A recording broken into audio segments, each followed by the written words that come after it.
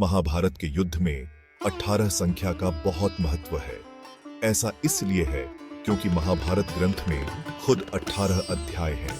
भगवान कृष्ण ने कुरुक्षेत्र के युद्ध में अर्जुन को 18 दिनों तक गीता का ज्ञान दिया था। महाभारत का युद्ध भी 18 दिनों तक चला था। खास बात यह है कि इस युद्ध के अंत में केवल 18 लोग ही जीवित बचे थे। ऐसा माना जाता है कि महर्षि वेद व्यास ने भगवान गणेश की मदद से इस महाकाव्य को केवल 18 दिनों में लिखा था। ऐसा कहा जाता है कि जब तक यह ग्रंथ लिखा गया तब तक युद्ध नहीं हुआ था। महर्षि ने अपनी दिव्य दृष्टि से युद्ध की घटनाओं को पहले ही देख लिया था और इसे लिखा था, और भगवान गणेश ने इसे लिखा था। महाभारत 18 अध्यायों में रचित है। प्रत्येक अध्याय इस महाकाव्य के जटिल स्तरों को एक साथ बुनता है। ये अध्याय दार्शनिक डिस्कोर्स, इंट्रिकेट कैरेक्टर डेवलपमेंट्स और महत्वपूर्ण घटनाओं की एक विशाल श्रृंखला को समाहित करते हैं, जो एक साथ इस प्राचीन भारतीय महाकाव्य का आधार बनते हैं।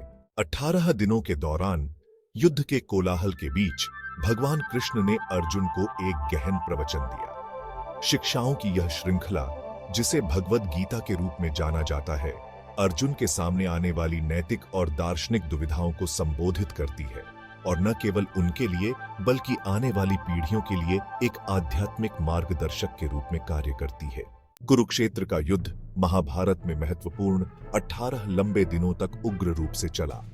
हर दिन नई चुनौतियां, नायक और रणनीतियां सामने आईं, क्योंकि पांडव और कौरव एक संघर्ष में भिड़ गए जो एक साम्राज्य के भाग्य का फैसला करेगा।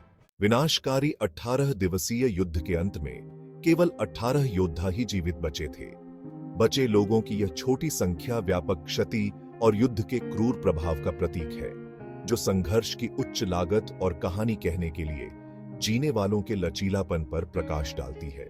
दिलचस्प बात यह है कि महाभारत की महाकाव्य कथा भी 18 दिनों में लिखी गई थी। युद्ध की अवधि के समान यह समानता इस प्राचीन कथा में 18 संख्या के गहरे महत्व को रेखांकित करती है। इसके बहुत ही ताने बाने के माध्यम से नियति और डिजाइन का एक धागा बुनती है।